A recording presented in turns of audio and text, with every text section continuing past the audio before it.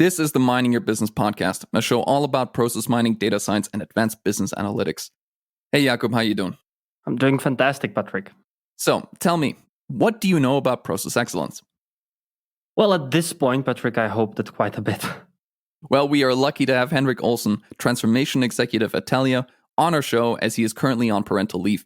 And we are going to touch on what a process-focused business looks like, internal versus external consulting, and the 4 building blocks needed for process excellence. Let's get into it.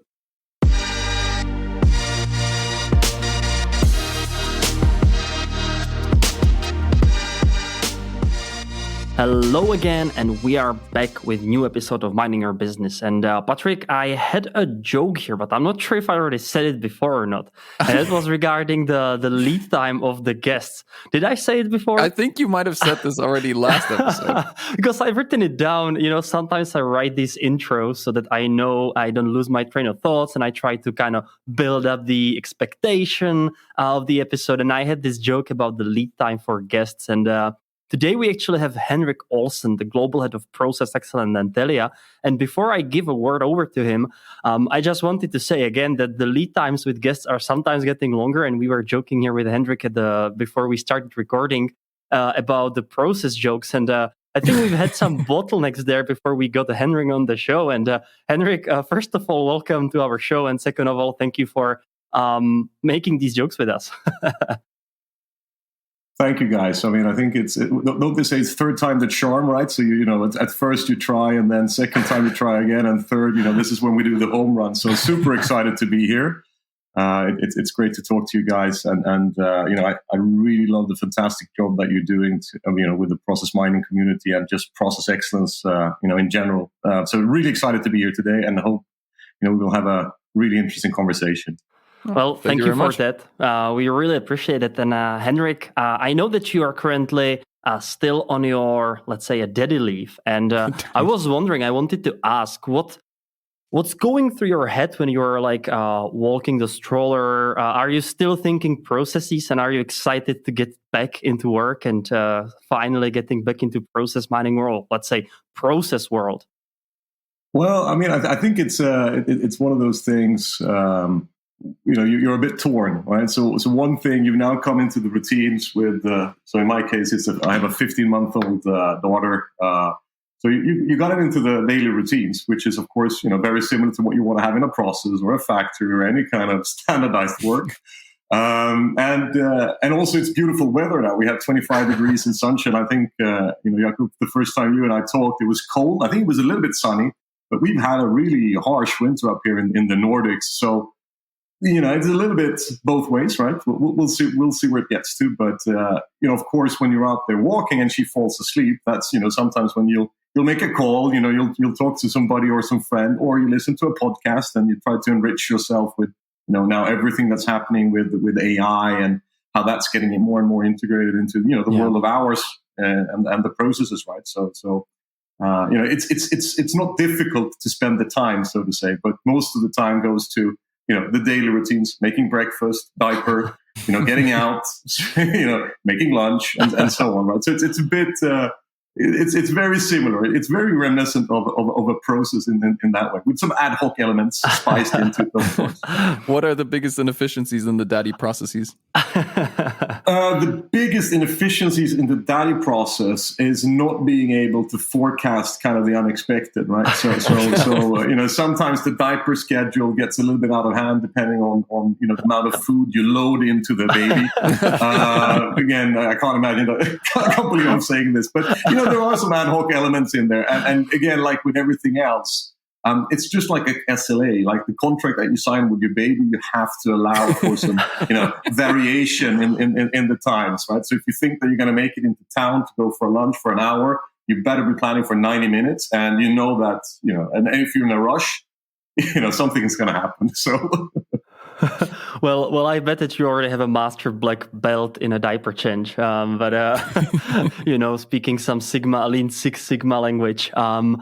Henrik, you had quite an interesting history, and you worked in consulting, you work in-house, and because before we even dive into this, I wanted to ask you if you could sort of go back in time a little bit and look at your beginnings in GE, and how did you even enter this world of processes? It's a really good question, and something that I thought of myself, because processes keep on coming back, right? In whichever capacity, role, advisor, or driving an organization, building a team, you can't avoid processes. But if I go back to it, I actually studied operations management, and it was part of my curriculum. And there I got to go and visit Scania, and I got to see some of the lean work that they had been doing. And heard already, and now we're in the early 2000s here, but heard about the failures that they've had in the early 80s of implementing this, the difficulties with getting it into Swedish culture, very consensus driven, but still with a little bit of a mix and influx of other cultures. Scania is a very multinational company, and they did it repeated times, right, multiple times. So So that's where it started. And we did a case study, remember, and then I started to look at, the Motorola's of the world. Did I think I would start to work that way? No. I mean, there's two careers that you could do at my university, which was the Stockholm School of Economics. You either become an investment banker or a strategy consultant. So it was like just two career paths that's carved out for you. And I really enjoyed the stock market. Super interested by that. And so I chose the investment banking routes. I went to London to work with equity research. But there I was so curious. I remember I had this factory visit that we went, and we went into, somewhere in the Midlands. And there was this really cool warehouse. It was one of the first automated warehouses. So think of this as like pre-Amazon. I can't even remember the name of the company. Mm-hmm. I think it was a conglomerate. But I was so impressed with a warehouse that was spitting out goods. And this was before, the e-commerce boom, right? And I was looking there, and I started asking some questions to the plant manager. And my boss kind of said, shh, don't ask too detailed questions. We're just here to understand the finances. And I was like, but how you get it? So I don't know, there's something there that kind of bit me. So just looking at numbers, just looking at financial statements, it doesn't give me a sense for what's going on in a company. And I think that's where it's so important, the operational side. So it was more a coincidence that I ended up at General Electric. So GE ran a big program in, I don't know when it started, but it was accelerating in 2004 when I joined them, called Simplification. Huh? Very good one. And it was in my case, it was focused on purchasing and indirect sourcing. So what GE found was that we have way too many vendors doing the same things for us. Like, so for example, professional services or consulting services or telcos. We have too much of the same thing. So how can we simplify the way that we purchase things? But it was an overarching kind of theme as well.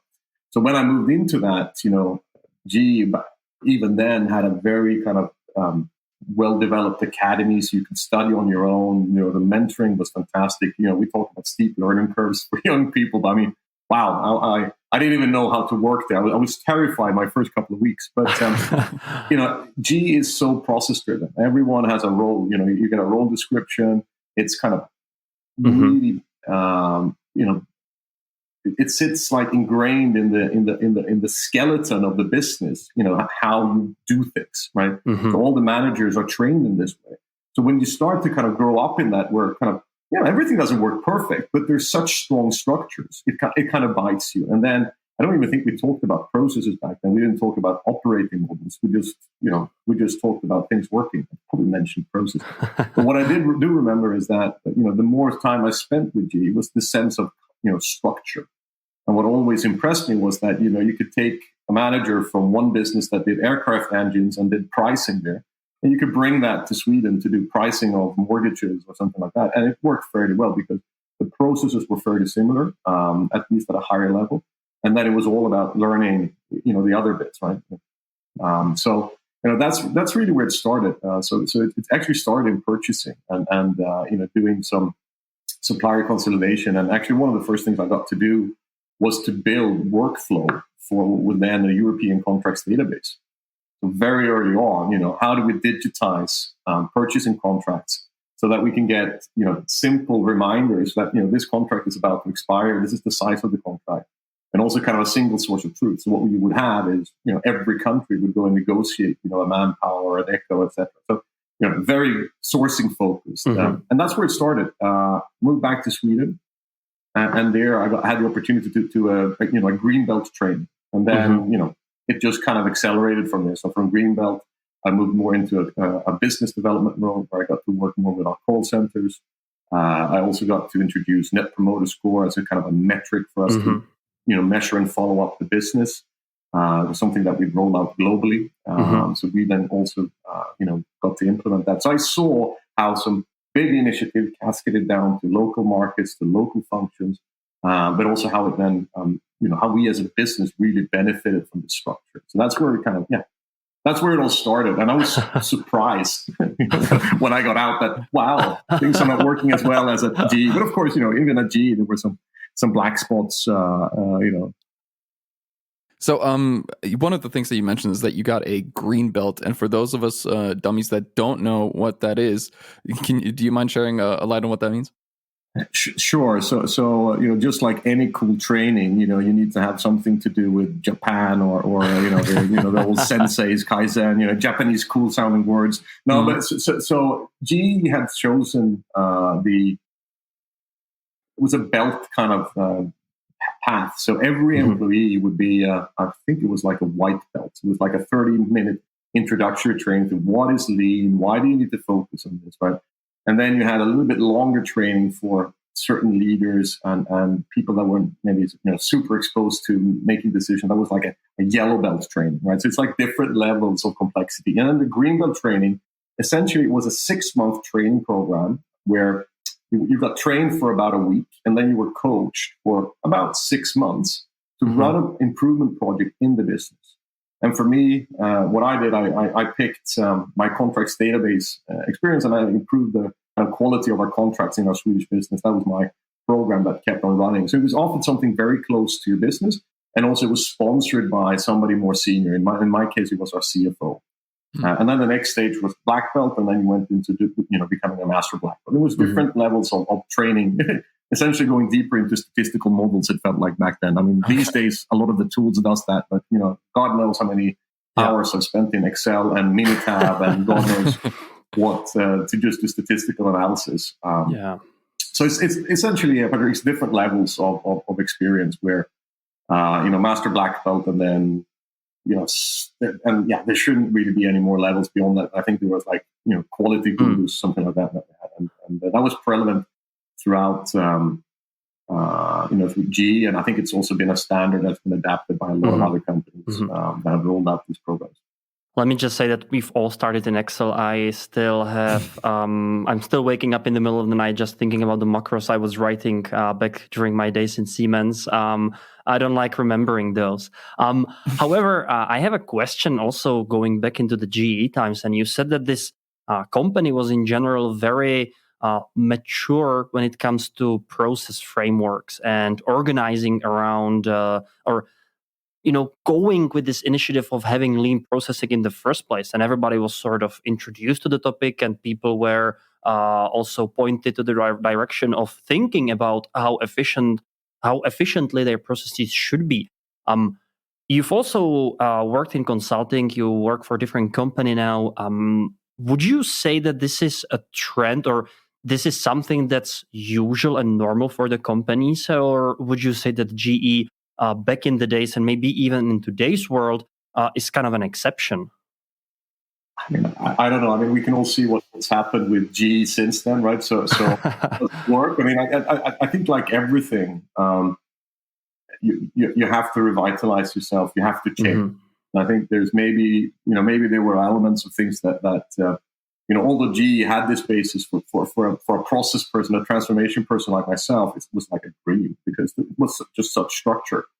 And maybe that's what made it more rigid. So then, G has struggled for several years. I think it's just now that some of the share prices is starting to bounce back. That they split the company up into 4. But I mean, I haven't been close to G for so long. But it's just something that I came back to in terms of reference. And, it was built around the budgeting process, and then you built on top of that you have a very strong HR and performance process. And then on top of that, everything else was cascaded into that. And it was just on repeat.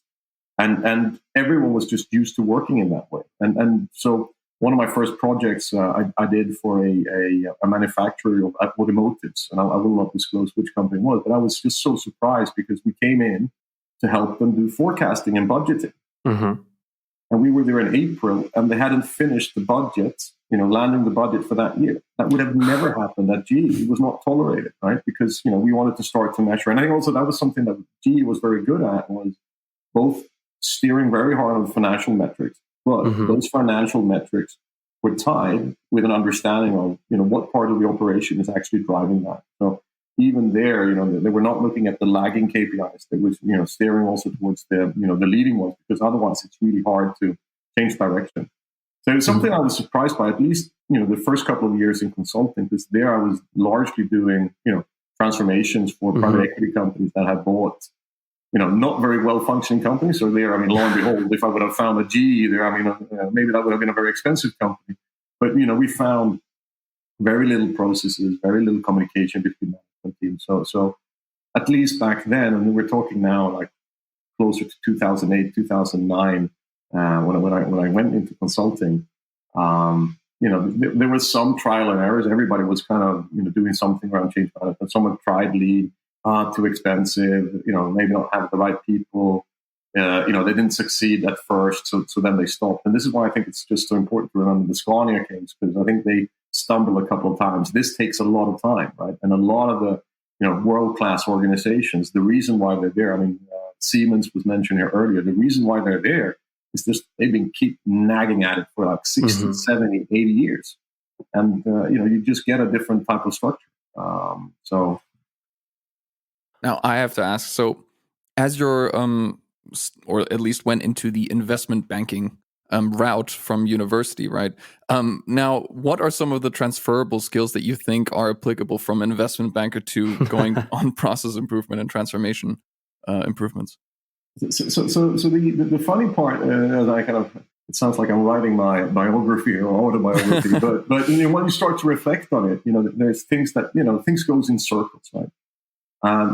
So I think there's some really important things as an investment banker or somebody that works with equity research. It's so important. Again, if you can't take the operational metrics and turn them into value, and if you don't really understand, for example, what are shareholder values, which might be everything from dividend to other things like ESG, etc. I think there are skills that are very very close. So it really helped me, right? Knowing Excel very well, I could crack out a DCF. Knowing how to build a business case, very detailed, going into the P&L. So some of the the best transformation projects or programs, or where I and my teams that I've been working have been really successful, is when we've been working very closely with business controllers, financial controllers, and CFOs to sign off all of the savings, right? With all the data that's available, through process mining and so on, that certainly have become a lot easier. But there's still that craftsmanship on, how do we make that tie? That sometimes it ultimately ends up in headcount, but it's also cost of opportunity cost. It's inventory, all that. Those things need to be measured, because there's still a number of widgets that stands out there in the inventory, right? Well, is it widget 1 or widget 2? Widget 1 is 100 a piece, and the other one is 2. You better pick the right one.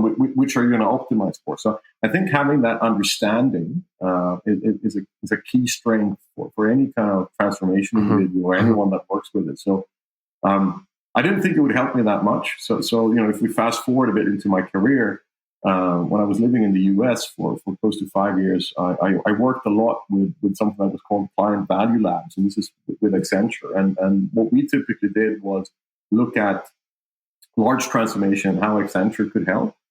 What would be some of the big ticket items if you would roll out, let's say Salesforce across the group, or if you would,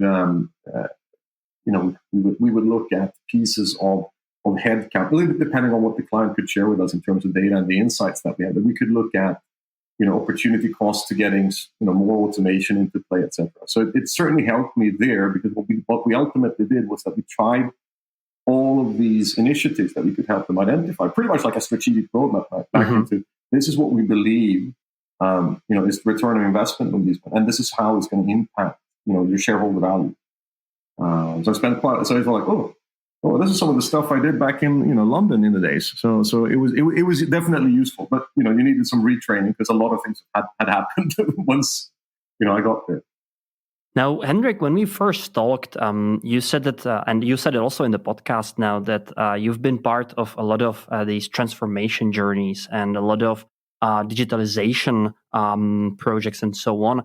And you said something very interesting, what kind of struck me a bit. You said that a lot of companies simply didn't have the resilience to see through the change of the processes. What did you mean by that? I think a lot of times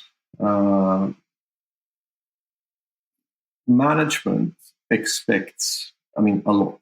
Right? First time they expect so much, and then they just see, oh, it was so hard. Take an IT implementation. You don't want to go through that, replacing your ERP system. You only want to do that like once every 20 years because it's like open heart surgery, right? And then when you start to subscale that into something smaller, more agile, sometimes that the scarred memories of doing such a thing kind of remains, right? And once you start to aggregate, smaller initiatives with medium initiatives, I think there's often an impatience where, you don't see the journey, right? You don't learn from the journey, and the results might not be there. For me, it's very much about, we effed up, we didn't perform, but we learned something. How do we apply that the second time? For me, seeing transformation, I think the ones that are good at it are resilient. They continue to train their people, and which company today doesn't live in like perma transformation? With the pace of change now, you have to, right? Yeah. I think what I saw, at least from then there's different methodologies, there's different philosophies. So when I started working, we were pretty adamant it has to be 6 months. If you were running a black belt product, it had to be 12 months. It was like bam, big ones. But what we very quickly saw, that's not really adaptable for a fast-moving consumer goods business, for example. We have to be much quicker. We have to be able to turn around something in maybe 3 weeks, etc. So even if, as a consultant, we saw conceptually that the lead times have to go down in terms of how we deliver, because also there's a cost element to it, right? And you can often achieve a lot more than you think in a shorter time frame. And then I have lots of examples there where you don't need a lot of IT to improve things. You just there's process fixes you can do through clear communication, getting some simple KPIs in there, seeing what's actually going on, and starting to discuss it. Discussion elements. Yeah. Now, Henrik, I also had one question which I really wanted to ask, because it's also very close to our hearts, because we are basically an external consulting company, and we are coming to companies and trying to navigate them in the world of process mining and how to utilize it to the best of their capacities. You've been on both sides of this approach. You've been an external consultant, but you also worked in-house, where you currently actually in Telia, where you're leading this transformation and the business processes. How do you see it? How does it differ being on the side of the external company, helping to improve the processes, and on the contrary, working as an in-house, basically consultant or manager whose job it is to improve these processes? And what do you see? How, first of all, maybe how do these two differ, and how do they complement each other? I think on the inside, you're inside, which means the pace, and also the network. You have to get to know people. You can connect the dots a lot quicker, and you also can move with more credibility. You're not there to sell. Of course, we always, we sell ourselves. We sell, the results. What we believe we can achieve, the dreams. We're always selling in some sense, but there's not that inherent, I wouldn't say threat of selling. But you're only here because you want to sell a couple more hours. There can be elements of that sometimes, right? It depends on the model. I've also seen, certain companies I've worked for had a transformation model where, you were paying a lot of money. So, of course you pay for things, but it was a lot more evident how you were pricing it. And that kind of inhibited the actual usage of it. Right? If you embed it, it's somewhat different. But I think, it's the pace, it's the credibility that you can move at. And I think it is absolutely critical to have certain of these skills. So if you have these skills built up, if we take, the skills of process mining, I mean, it's, if I work with an organization that has existing lean practitioners, existing people who have worked with, data and so on, but, or especially lean or Lean Six Sigma, it is so much quicker because you talk the process lingo. The timestamps becomes like, the small process, the process 3M clips that you put on, the Post-it notes. It is just much more faster. Otherwise, you have a completely different hurdle. I think externally, there's, you have so many bosses to please, right? It's not only maybe, your senior partner that you have to please. You have to, you have to please your team. You definitely have to please the client to make sure that you understand it. So there's a lot more complexity navigating from the outside before you even get inside, right? To it, and then, it's also hard. Something that I've always found the hardest is in implementing. How do I get things to stick, right? So we've now spent 6 or 8 weeks together. We've run through a proof of concept. We've looked at an order to cash process. How do we get this to stick now so that I transfer that knowledge to you? Typically, or not typically, but in some instances, what I've seen is, but this is not my day job. And you're sitting with people that should own this in the finance organization or in the sales organization that should have, but that's not my day job. That's not my day job to improve it. And then it just stops, right? You can't do anything more. So it can be really frustrating to be on the outside, or you find 3 or 4 people that are super passionate about it, but then the boss or somebody else who just just decides that we're not going to do this anymore. And you're like, you just wasted all this time. And so it's a little bit different on the inside and the outside. But being on the inside, of course, you're there for a longer time. But still, the pace that you have to move at is very rapid. So very similar, I would say. Stakeholders are different. Typically what I've seen is that we struggle with the same things. Getting through to implementation. We can, coming back to the earlier question around, the cycles, continuous learning. Very few organizations have got the stamina to look at something again. How do we improve this again? How do we improve this again? Which I think successful companies always look at. How can we do this better? Not only on the product. I mean, we sometimes do it for the product side, right? Oh, but our app needs to have more features. Our product needs to have more features. A car needs to go faster. Well, fuck it, do it that with the process as well. Let's make sure that our business is running, faster. How do we do that?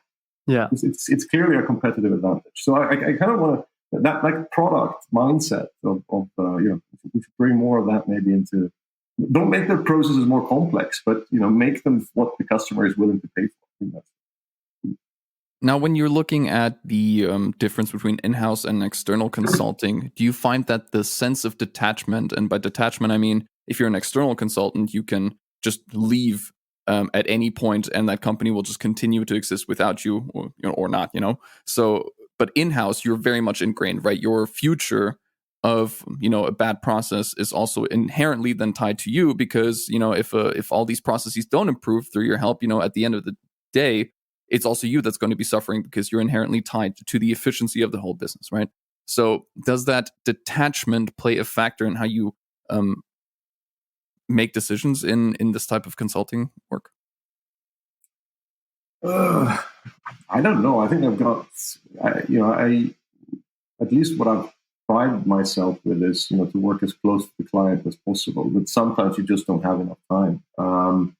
So at least I've always tried to do that, and I've tried to coach my teams to do the same thing. Let's try to get as close as possible. Sometimes you're really successful in it, and sometimes it just doesn't work. It's like a relationship, right? Sometimes there's no dancing, right? It's like, no, we don't understand each other. There's going to be no babies here.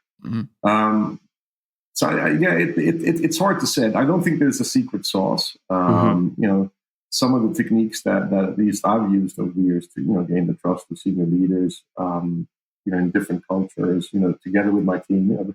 Some of them have worked at Telia where I'm currently, and some definitely hasn't worked. And and it's also it's a timing thing, right? It's definitely like a relationship. Sometimes you're just not ready because you're busy with some other things, right? Yeah. So timing is important. I think understanding of the agenda, like how you support that, is key. And so what about like a company culture? Because I know that, as a consultant, you can also come into the way of doing things and you just suggest something that is very obvious to you. And they say, well, we've never really thought about it that way. And because you're coming at it with such a fresh pair of eyes that it can inject a whole new viewpoint into the process, because the people that have worked in it have been biased or blinded by years of working in the same way of working.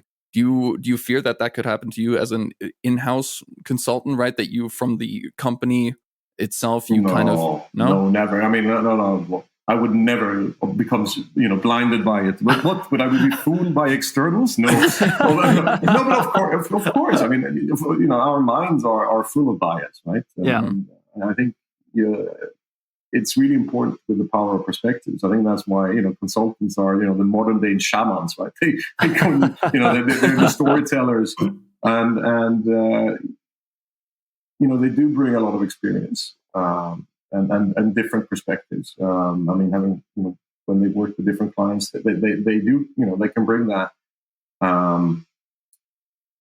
I mean, I'm kind of the opinion, sometimes to the detriment. I think we sometimes steer ourselves a little bit too blindly onto kind of industry specific stuff, right? Because if you take an order to cash process, whether it's a mortgage that needs to be ordered and paid for, or a telephone or whatever, the steps are fairly similar, right? But again, the devil is in the detail. But somebody that understands, cash conversion cycles and has seen that through. Typically consultants, because they have a luxury of seeing multiple industries, that can be so powerful in terms of challenging that status quo, Patrick, and getting these different perspectives. What is the art of the possible? I think in that art of the possible, when you sit on the inside driving a transformation, the legacy spaghetti that you sometimes get entrenched in, which is culture, IT systems, people's beliefs, that kind of mishmash, is what you have to kind of wade through. Whether you're an internal or external there, I think the challenges are pretty much the same. But it's the skill sets that you bring to the table. How do you, as an external, how do you help your client, become as successful in that as possible? What do you bring to the table that helps them navigate, to make the transformation even more successful? I think it's very much symbiosis. Really good consultants know how to walk in their client's shoes. Right? They really understand it. They understand their targets and how to help and help to navigate that. And also to challenge. I think it's really important to challenge and just call out things. You shouldn't sit there and if you think something is wrong, also as a consultant, just voice it out, which can be really tough. Having accumulated this experience with working in-house or as an external, you actually became a global head of process excellence at Telia. And despite now being on a daddy leave, you have started building there something that you call a transformation team that consists of 4 building blocks. We will dive into those 4 building blocks in a sec. But before we do that, can you also tell us what a global head of process excellence does for an organization such as Telia? So I joined Telia back during COVID, in I think it was 2021, on the 17th of May, which is the Norwegian national holiday, or national kind of day that they celebrate. So there was a global transformation stood up to help accelerate Telia's transformation. And as part of that, there was kind of the transformation office that looked after lots of projects and different initiatives in finance department and so on. Pretty standard setup. What Telia has always struggled with is to get really solid processes, customer journeys, end-to-end thinking, and I was tasked, together with my team, to help become, make us more efficient in executing that transformation. So as we had, 1,000 projects, how do we help accelerate that and build the structures and the foundations from a kind of more of a center of excellence perspective, so that the business units, so our 6 markets, which are now 5, with Denmark having been soon to be divested, pending legal approval, and then all the functional units like HR, etc., that we're all also in perma kind of transformation. How do we best support them with process excellence skill sets? So the task was really to help us enable and accelerate the commitments that we had done or had made to the markets, and bring an acceleration into our digital transformation, right? And then it's really with the customer at heart. That's something that our CEO, she preaches a lot. That this is really a customer-led transformation, and it's really hard to do that without having really good data sets, data structures, but you need to have solid, repeatable processes. Hopefully, supported by great systems that then really make for great customer experiences. But that's a bit of the background. Does it also mean that you sort of become the process owner, or that's still, let's say, on the departments, on the teams that are managing these processes? Or how does this dynamic actually work? Well, so that's really interesting that you asked that, because that's something that we spent quite some time debating internally, and I've also spent it, I would say 19 years to debate it. And I'm on a very firm belief that you can't own a process unless you have a P&L, or you own the FTEs, or you have some kind of mandate that needs to make decisions, which is of course complex when a lot of organizations still are matrix or very silofied, or they sit very P&L structured, right? And that's how your people are aligned. And unless then the P&L is more aligned to a process, which I've seen some examples of it, right, where you had the hybrid running across. It's hard. So we spent quite some time, discussing process ownership. So you could see me as I'm the process owner of process excellence process. Right? So how do we? I mean, I'm ultimately the person that owns that. And I think that's maybe what you would call like the business management process, or the business process management life cycle. How do we life cycle processes similar to how we life cycle products or platforms? How do we update them as we go along? So I would say, no, I'm not a process owner per se, other than that I own the process and the methodology for how we, of course, roll this out to the organization. And then there's different process owners, in other areas of our business, whether it's finance or procurement or customer service.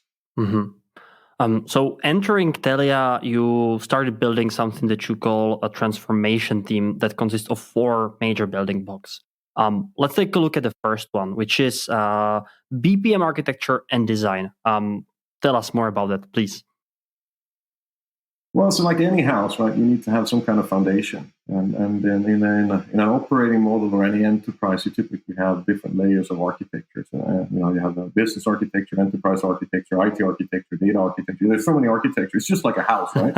and I think one of these architectures that, just to make the world even more complex, you need to have some processes. You need to have some understanding of customer journeys. And for me, that's where, the process of how to manage that architecture, but also tying it into IT, products, and how does this all interact?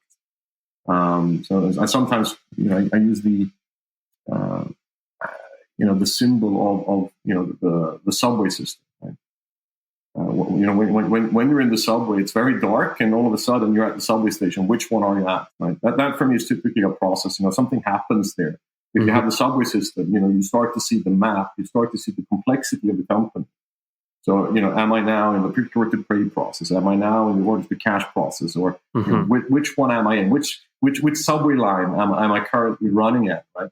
Who's the conductor? Who's making the decision? So you can then start to layer it and start to understand, the complexity of an organization. So it's very, it's like building a house, right? You build a corporation, you build a house, and for me, process architecture is it's important because it ties these different things together. Now, is this something that is already existing when you're looking to improve a process that this has been mapped out already and you can kind of already see how things are running, or is this something that you have to go in and map yourself and kind of talk to everyone and say, okay, how is your process actually running? Who's responsible for what? How does this tie in where? And does that take up a lot of your time? We can debate forever, right? Sometimes the wording of things and the details. I mean, I think today there's a multitude of really, really good frameworks. So we had a framework that we used which is ETOM, which is kind of the telecommunications standard framework of any telco. This is the typical process framework that they would have, and that process framework would then tie into an IT framework and so on. So it's speaking the same language so that you can orientate yourself around. Okay, this is where I need to push the agile release training to improving, both the platform, so the system and the process certainly helps. So there's a lot of these frameworks that you can start with as a starting point. But then as you start to get deeper into the details of it, they of course start to differ because you've implemented different systems. There could be different regulations, but as a framework, it just helps you to see where there are differences. And I've seen both successful implementations of it and less successful ones, because when you start to go too much into the details and start debating too much about things that are not relevant, that doesn't really add value, you can really go awry, right? But it is certainly helpful to have that, especially just having a house in order, right? With everything now related to cybersecurity, quality, and so on. Just having that architecture, not only the process one, but everything around it, so that you know where things sit. If you need to go and look for them, if there's a data leakage, it certainly helps to understand which process is the data leaking in, and which system is that leaking from, so if you have a really good structure, just like on a subway station, there will be an alert that there might have been an accident. There's a red, same thing for us, right? You can very quickly then orientate yourself into where's the problem. So I think foundationally, I'm a big believer on BPM and the power of that. There's also other things within business process management that starts to look into automation, starts to look into workflow that you can apply. But I think there's other capabilities that we built that leverages this basis. But it's about understanding, create a visibility, but also to create the ownership. So if you are a process owner, what we worked a lot with, and this is 20 years of my career, is to ensure that if you are a pricing manager, you should own the pricing process, right? And if you're the part of the pricing manager's team, there's a sub process that probably where you do something, either you're product oriented or it might be, there should be an ownership for that as well, right? But tying those two things together is really important. So the architecture, the ownership, the overarching structure, and the ties into other things. If you get those things right, it's not about just process mapping. It's not about getting those post-it notes up or using a software AG or a Pega system just to collect the processes. That's it's useless. The minute you collected the process, it's already changed, right? But at least from a foundational perspective, right? If you work with the process, if you work with these tools, they're extremely powerful.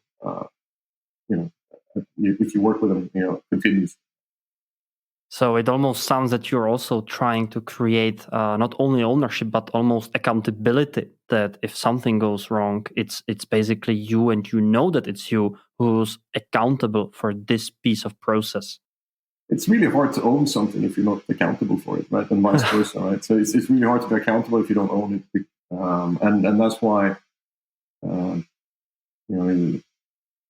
it's always tricky where if you're responsible for something but not accountable. That's one of the most tricky parts with how businesses work, right? Because the way that functions works and the way that processes work is not one-to-one. Yeah, so that's where you need to kind of get into the external internal humble mode and sometimes negotiations. But the most important thing is it's like 80-20. Get 80% right, and then you can fight about the 20%. But if you just got the 80% right, it's better than zero. And don't go for 100, because you'll just end up debating things until one of you dies, or somebody just crawls over and gives up. Yeah. Speaking of debating, your second building block of a transformation team is something that you called a process execution academy. I guess this is something maybe going also back into your GE days, where you saw that there was quite a lot of process awareness. So my assumption is that you're trying to train people who are capable problem solvers. Yeah, so I think there's two things that we're doing. One is to upskill management and really anyone that wants to listen. We started to do some online training. I think they should have done that by now. But I think it's so important in the meeting, right, to sit down and talk. So this is your strategic plan. This is the processes that could be impacted by it. This is how you can start to think about it. So we do some generic process training, because if you don't understand processes, it's really hard to talk about automation, for example. Like if you don't have that visibility of how the process looks like, it's really hard to do automation blueprint, right? So and then the more details you go into, whereas there's true decision making in a process or a system, well, that's what you need to really automate. So I think it's a basis for any company that's on a digitization journey to have some of this. And so we've spent quite some time educating, both senior management, but also other management. This is something that Telia has been doing for quite a while, but this is also what I've seen in other organizations. Then the second part is, to your point around, good problem solvers. I mean, we have a lot of people that are out there, working daily to solve things. What we wanted to make sure was to refresh a bit their toolbox and just ensure that it was up to speed, but also to shine some light on all the important work that they do. Right. So if we can make them better problem solvers with a little bit more tooling, more practice, looking at things through different perspectives. So that's what we're trying to bring into that training, and where we borrowed a lot, of course, from lean thinking, customer journey thinking, and so on.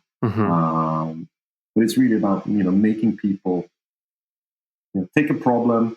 We'll take you through an X number of weeks journey through different modules on how you can go about solving this, right? From creating a business case, creating a burning platform, understanding how the process works and the things that are interrelating with that.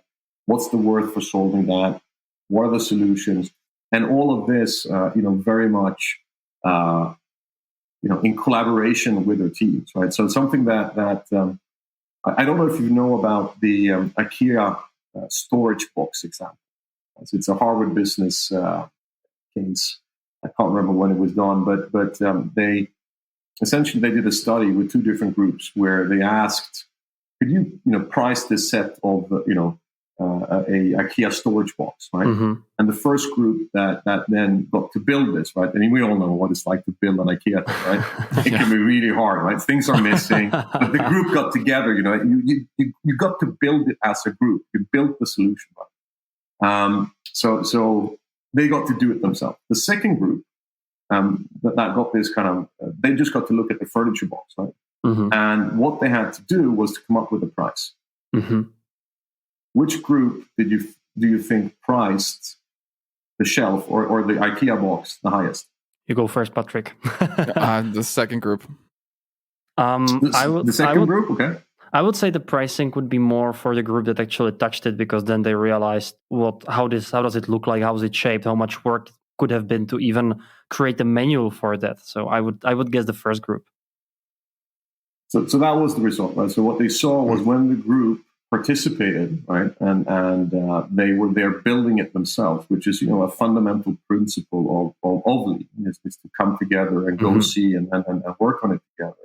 They put a much higher value on the product that they built. But I think there's a lot of insightful conclusion there that really collaborating, solving things together is so important. I think, and that's much harder in Teams meetings, right? Because then you can sure, you can apply ChatGPT to do all sorts of funky things now. With this is the agenda, these were the decisions made. But ultimately, I think the human interaction and solving things together is so that's so satisfactory.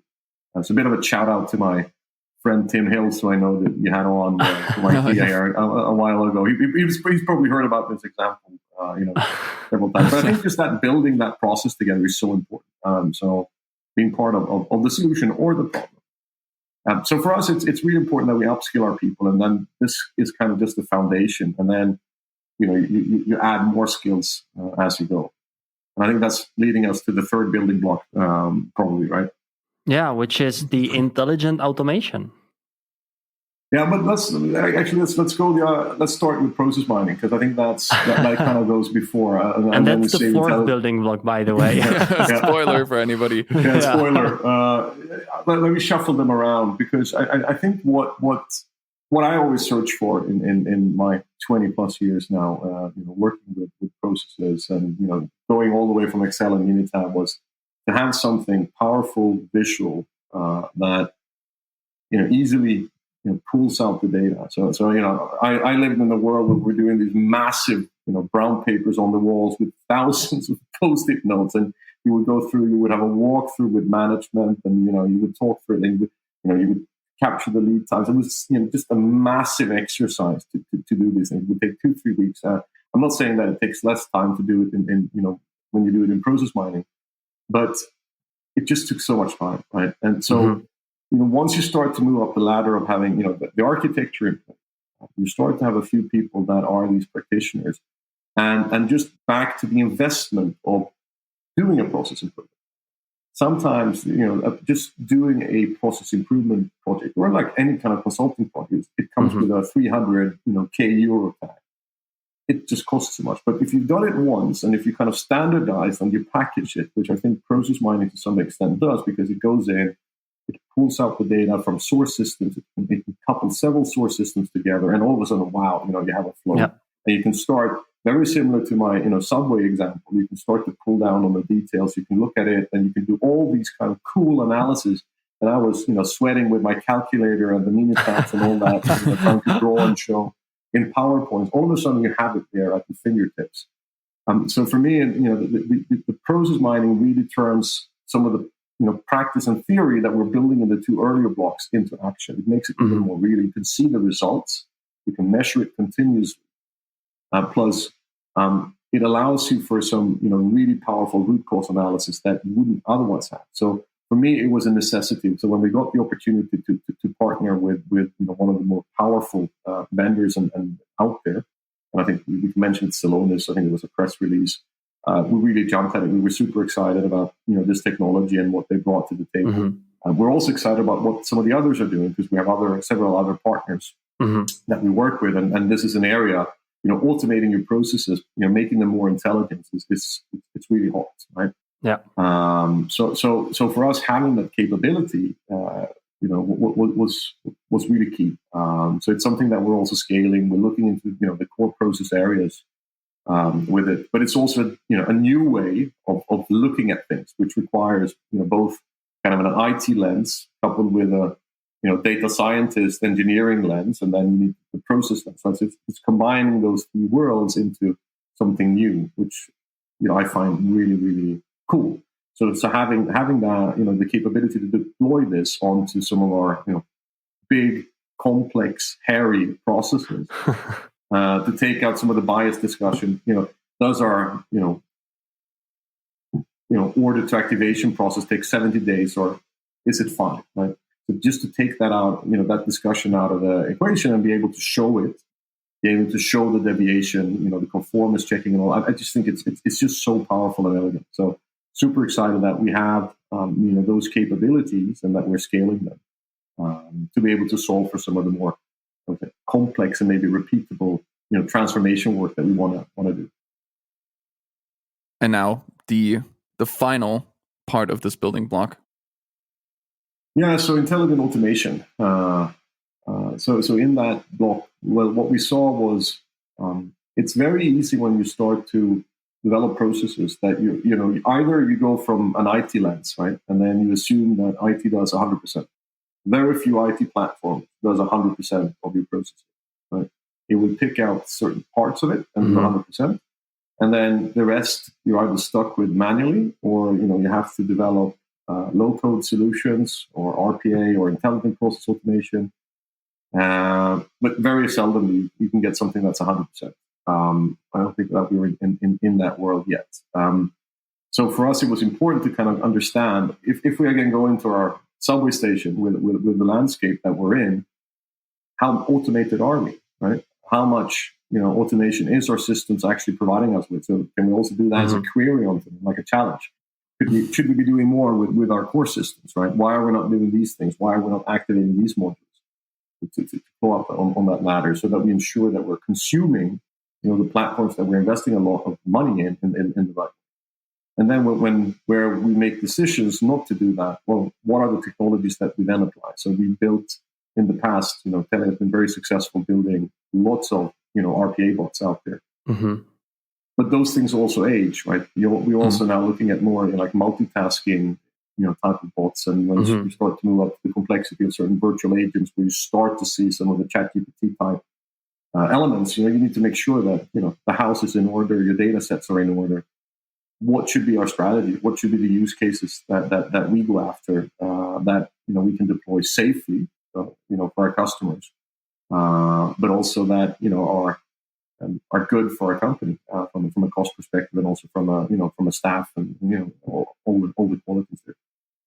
Does the X-ray of your business that the process mining technology allows, does that feed into this intelligent automation discussion, or is that the foundation of everything that you base these decisions off, or use some sort of other metric to figure out what to automate or what to leave be?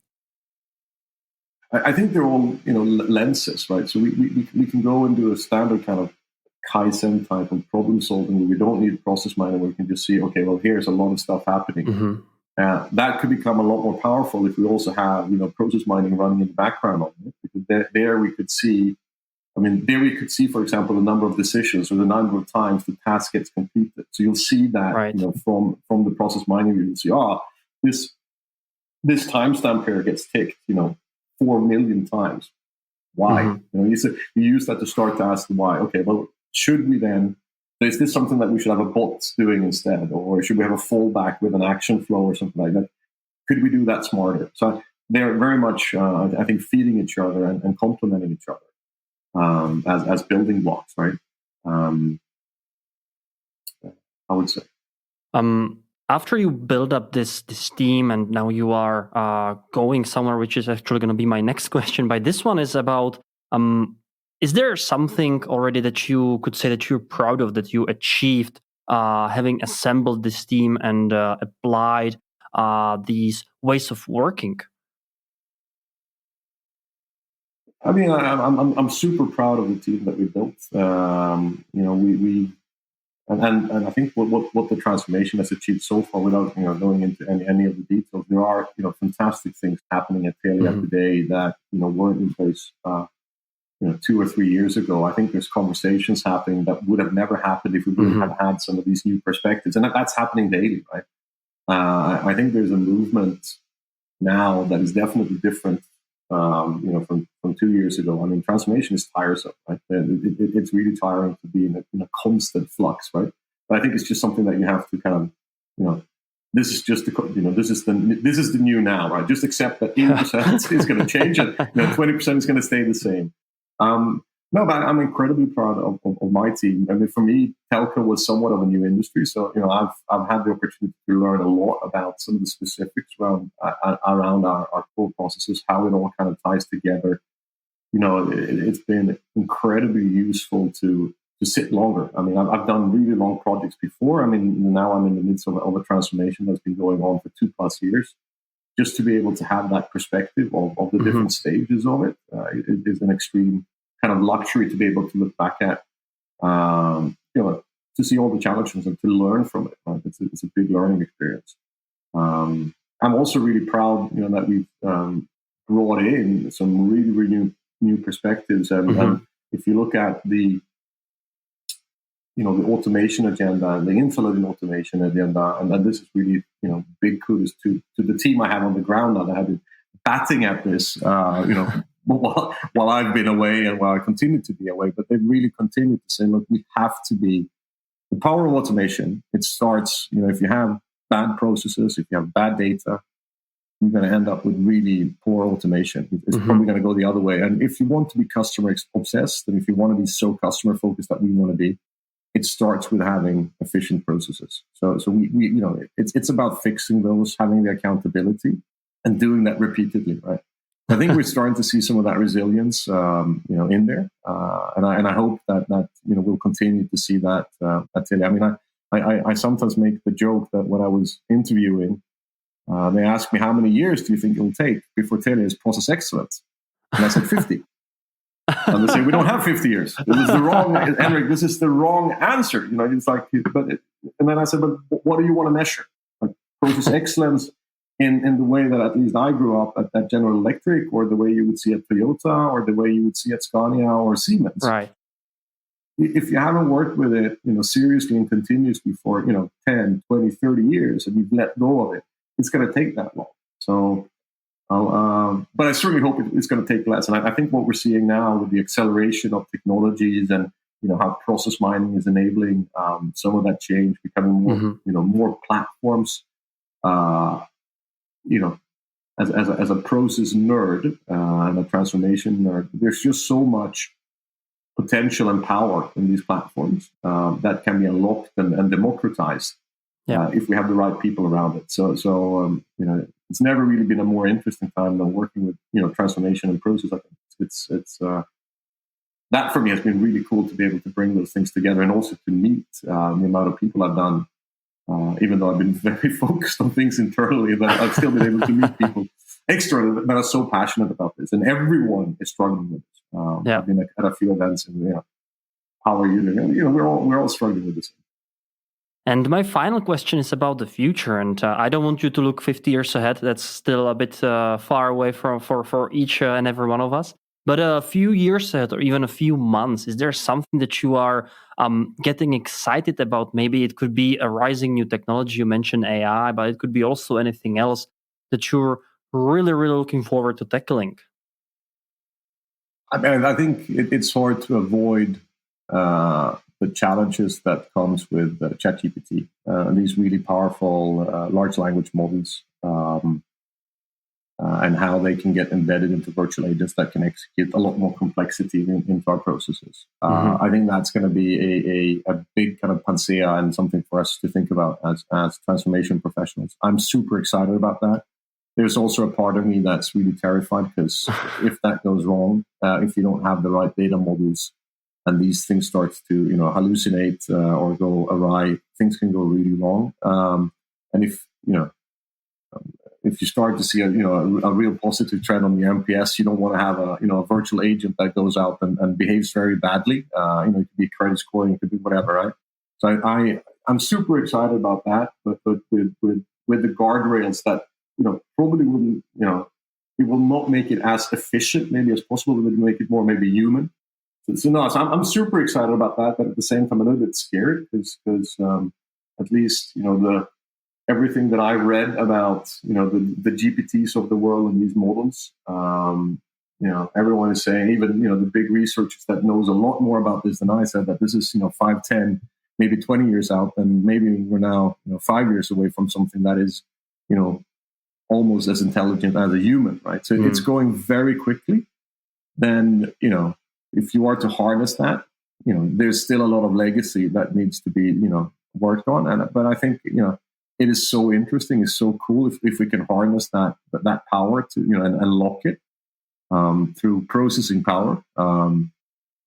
I think that would be fantastic for humanity. I mean, we could take out a lot of these mundane, boring tasks that we always talk about. But let's really get rid of some of these non-value adds. So we can create beautiful experiences. I mean, if you're a salesperson, no more Excel sheets that you need to fill out, or even Salesforce. Wouldn't it be fantastic if you would have a recording? You're sitting in a car, you press the record button, you do a voiceover, right? And then the AI or the virtual agent just writes it all out. It just fixes it in the back end, and then it spits out the 3 next recommendations and all of that. I mean, all of a sudden, for me, that is talking about the dream that we always had with very highly automated processes, where the expensive part is us humans, right? Where we apply the AI with our thoughts. That is something I'm super excited about, and I think there's going to be just such a cool new sets of jobs that we've never seen before that will be created. I mean, who knew what a web creator was? 30 years ago. I mean, like, process mining expert. Process mining expert. I mean, or my favorite now is an AI prompter. It's like, for God's sake, it's somebody that asks questions to oh my God. AI. I mean, it's certainly interesting, right? I'm very, very excited about the promise of artificial intelligence. I think that is a true game changer. I mean, then on a personal level, I'm super excited about getting my small ones into kindergarten and see where they go off. But I think with all the things, I'm always wondering, like, what kind of jobs will they have when they grow up? Then I had this conversation with my father, and like, what did you think the world would look like? And the answers there is it's very different. I think the pace that things are changing at now, it's just. It's just scary, Yeah, I think the future ones will be watching over AI not to go wild. One of the jobs, maybe. But I just have to on that. I saw I saw something really cool, and I think I might have shared it with you guys. So it was this. Well, so there is this famous, comic where there's a bunch of cavemen that are walking with some kind of square wheel, and somebody walks by them with a round wheel and say, "Hey, do you want to have the round wheel?" And they go, "No, we're fine. We've always been doing this. We know what we're doing." And then I think there's been this kind of Boston Dynamics video now with a kind of a cartwheel being pulled by a Boston Dynamics robot, and it got me to think about, if you really want to harness all of the power of the capabilities that we talked about today, right? It's very much still a hybrid process environment that we have, right? So it's manual. There's still some human in the loop. Automation can still be pretty scattered, right? But if you start to have an understanding of how these things are connected, process mining can be part of kind of that solutioning. And you understand how the subway system works, where the bottlenecks are. That could be a really powerful starting point to really unlock the potential of what the artificial intelligence and so on can bring on. Otherwise, the risk is that you're just going to have a really super expensive new horse pulling the cart, right? But it's not going to move any quicker. And that's what I've seen so many times. You buy this Ferrari of a system, which Salesforce or SAP can be, but if the rest of the company is not moving at that pace, or the degree of automation is not at the same level, it really drags you down. Right? And that's what slows transformations down.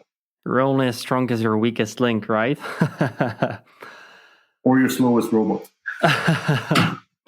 Henrik, what an amazing discussion. It was really, really cool to hear your insights based on your career, your experience, but also what you're doing and where you're leading your organization in Telia right now. So thank you so much for coming to the show.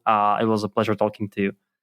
Super. Thank you guys for having me. And hope you guys can enjoy some sun and that, even working as consultants, that you do get some summer holidays. I know that you guys are super busy with probably all the clients trying to pull you into all sorts of work here while they're gone away on holidays. Yeah. But always remember, right, the IKEA box example, right? Make sure that you always have the client in the room so that you solve things together, because then you'll value it more. But thank you so much, guys. This has been a true pleasure sharing some experiences of mine. Yeah. I hope to see you around. Yeah, likewise, guys. Likewise. Alrighty. Who I also need to thank is obviously you, dear listeners. So thank you for sticking with us with yet another episode. If you have any questions whatsoever, just reach out to us on LinkedIn, where we are pretty active. You can also write us an email on mindingyourbusinesspodcast@gmail.com. And if you like us, leave us a review.